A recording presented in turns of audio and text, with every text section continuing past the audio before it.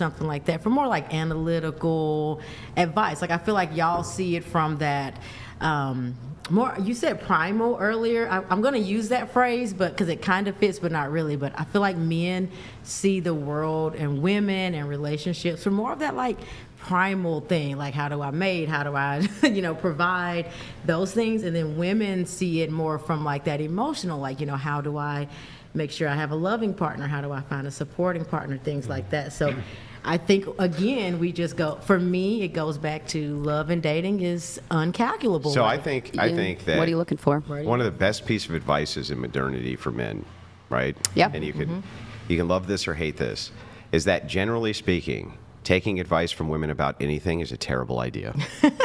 Basically, always a terrible idea. And it's almost, what women are you around? Who hurt you?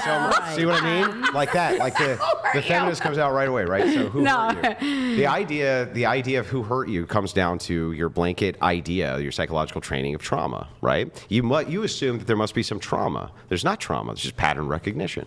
Right. No, but it'd be your pattern recognition. Right. Yeah, everyone's got a different but pattern. Here's the thing, right? Because you do have a lot of guys that, like, if they grew up with a lot of women, then they actually do tend to go towards more women. And if they had like but if they had a bad relationship, like I have a lot of guys that if they had abuse from men or bullying from men, they actually don't trust the men. You go immediately to a trauma analysis rather than a logical analysis. That would be logical. That would be logic. No. Logic. 1 + 1 = 2. If my friend group of men is mean and I go to them and they give me bad advice, then I'm not going to go to them. That's logic. That's 1 + 1 = 2.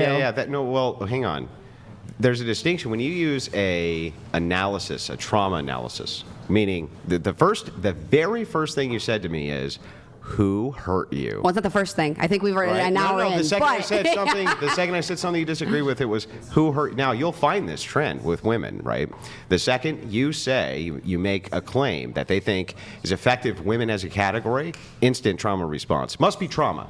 Who hurt you? There's that what happened to you? Emotional. What is this thing that triggered this, right? And it's like, actually, there doesn't always have to be a thing. In fact, there most often isn't. You can just use logic and reason to assess the situations around you based around the social relationships people have and determine that women usually give really fucking bad advice, especially to each other. But men, generally speaking, especially older men, tend to give really good advice, and they usually tend to solicit it, right, only when you're asked them for it, and it's usually pretty good. Women often will give advice nobody fucking asked for, right? Nobody asked for it, they don't care about it, but they can't wait to give it to you. So it's like, what I see with the pattern is that generally speaking, women give terrible advice to women and men tend to give, especially if they're older men, fairly good advice to the people who ask them for advice. That's just what I see as a trend. So if I see that as a trend, of course, my logical brain says most men and women probably shouldn't go towards women for advice. They probably just shouldn't do that. It's probably not a good idea. I'm going to let you guys respond. But we have another champagne pop. Oh, shit. And we still need to do a cheers. Jungleff donated $1,000. Pop champagne. Brian, IDM you on it. I let the air Nothing out. to worry about, bro. The air got let out. It didn't do a pop. Order Can a someone make a pizza, popping no noise? pineapples. So that wasn't and get a yourself a champagne burrito. Have a It was a Agave. champagne. It's a champagne gust. It was a gust. It was a champagne gust, yes. There's multiple. So we need to do 3 cheers, I think, right? I think to start to eat. We need to do 3. All right. I'm going to double fist the this. ladies on the panel here. How's your guys' singing voices? Singing? I'm a good singer. Okay. You're a good singer? You're a good singer? Gospel, Good singer? things like- yeah. Decent-ish? I'm a fun singer. Fun singer, okay. Good singer. What do we sing? Yeah. That's Okay, Yeah, okay. what are we singing? Can you, since Jungle sent in like $4,000, Yeah. can you guys all sing "He's a Jolly Good Fellow"? Oh, Could you do it? Okay. All right. yeah, with us, right? I'll sing with you. Okay, thank you. Ready? boy. 1, 2, 3, go. For he's a jolly good fellow, for he's a jolly good fellow, for he's a jolly good fellow that nobody can deny. Everyone fucks up the end every single time. Thank you, Jungle. Yeah. It's very kind of you. Which nobody can deny? Yeah. Who? Is that what Yes, it is? which nobody cheers. can. Yeah. What prepositional phrase is it? Okay. Salut. Double fisting over here. Brian's crazy. Is that propositional? Prepositional? Is that a propositional phrase? That, in, which, on, about. So she said that, so that would be Right? propositional phrase. Yeah. Nobody can. I think it's Which nobody. Yeah. Which nobody can. Yeah. Yeah. All right, guys. All right. Well, next time we'll get it. To jungle. Welcome Thank to you, the jungle. jungle. Thank you. I'll fill up if they need some later. Okay. Did you guys want to continue on the? You were talking about dating. Yeah. Well, I was I- I was pretty much done there. I just said that's the pattern that I've noticed is that women generally. Yeah. And here's the thing, I don't just see that. I don't see this in one occupation. I see this across occupational boards. Like, for instance, women are often in HR departments, and they usually make things 200,000 times worse for everybody because they're in HR departments, and it's just awful. They're just awful in HR departments. But why are women in HR departments? Because normally, like, I think that kind of goes back to like the systemic change. I'll like, tell you. we're Well, in HR hang on, I'll because that's explain- all we can do. Yeah, hang on. Right? I'll explain why. I'll explain why in HR departments they're problematic, especially when it comes to men. So, HR. I'm going to tell you. This is true. When you go to a human resources department, they have psychological training courses that they often go through. And during the psychological training courses, they're taught to use a specific tone which is designed around the feminine, just like in school.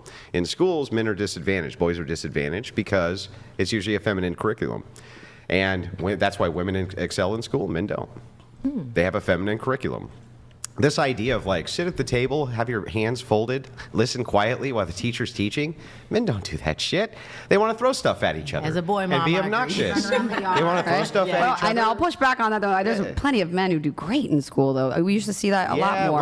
Women excel in comparison because of the rules which are there, right? So, for instance, when I was younger, you got into a fist fight. It was maybe suspendable. It was not a police arrest you and you go to jail. Yeah. Right? Sure. Yeah. If I came home with a black eye and bloody nose, I lost. Yeah. That's all that meant. Or unless he had more bruises or something, then well, you could have won on that one. But the point is like nobody gave a shit. It wasn't like, oh my God, these kids, they started knocking each other around. Oh my, call the cops. Well, I right? think once there was more shootings and No, it wasn't. There was a massive amount of gang violence inside schools before any of that like mass stuff started happening, right? Yeah.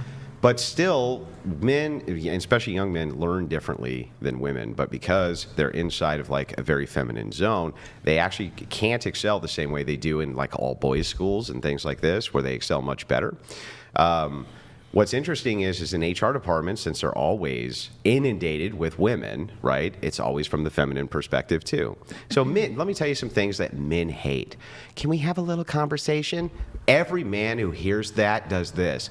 Oh God, can you just come down and Zeus lightning bolt me through the fucking chest? Please do that so I don't have to go in to this room. I think women have that too. The moment we hear any of with that, this fucking insufferable can we have a talk? woman. As a more masculine presenting or person, how about it's this kinda one? like- How As about a this woman, one? I agree. So We hate that so what we're shit. gonna do here's a little bit of coaching. We're gonna do a little bit of coaching. I don't talk like that. Or how about we're gonna, I'm just here to assist you with some of the problems that we've been seeing you having.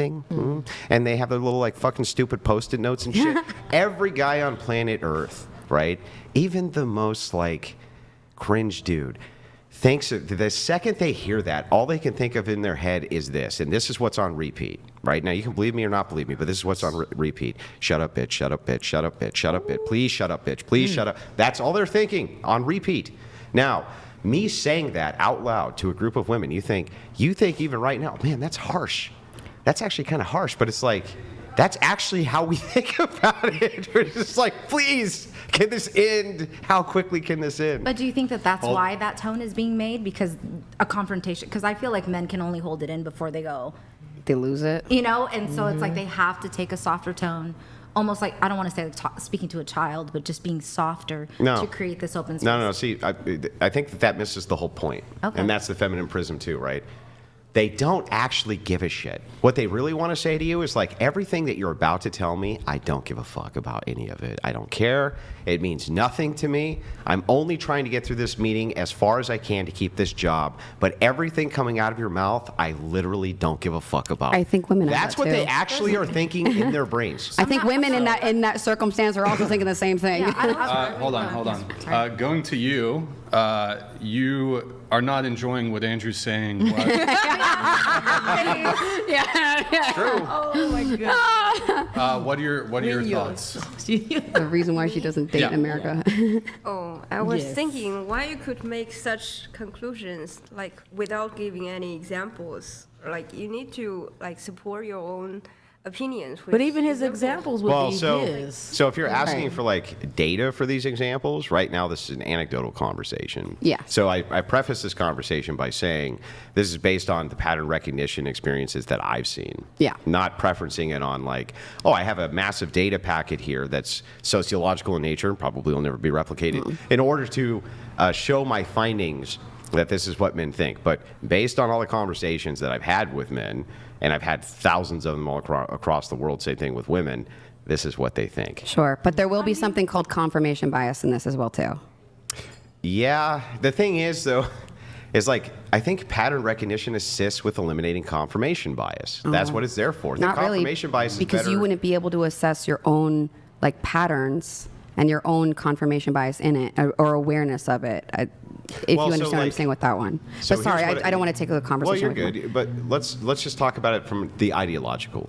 You can hold ideologies which are false based on confirmation bias like you're talking Yeah, about. Many people do. absolutely. Yeah, Until they I are see it a lot. moved into a position where their ideology is tested and doesn't fit with the pattern, then they enter cognitive dissonance, yes. because their confirmation bias shatters based on new pattern recognition. You hope, but it actually doesn't happen unless they're like forced to recognize it and forced to face the That would be information. new patterns Now, what we that see they're in dealing with. dating is confirmation bias is huge. Yeah, of If you course. have a belief system that all women, all men are shit or nothing, or all women are toxic, I'm sorry, but if you put someone in a room full of quality people or nice people, they'll make it up in their head. You will make it up in your head. Yeah, you will no. actually physically hear it differently, I and don't you will think, repeat it back differently. You can ask someone with confirmation I bias. would never say that the idea of like all women are shit. No, or I all was men giving are an example of bad, that. I know you didn't say that. Like in these monolithic tones. No. But I do think. But we that generalize.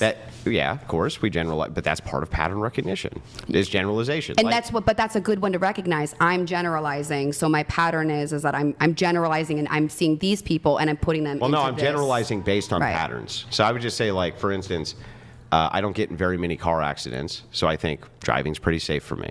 That Right. would be a pattern that I would recognize, right? But if you were to see the But data, if I were to, well, how about just I were to be moved to a large city where there was Yeah. massive traffic congestion, and now suddenly I'm driving a lot more and I'm getting into more accidents, I might enter into like, oh shit, my pre-assumption about driving being safe is actually driving's only safe under these circumstances. if right? that happened, but you could also go to that big city and suddenly only drive like 2 p.m. when there's no traffic. So Sure. you could absolutely still hold that You can, belief system. but that makes my point for it's- me.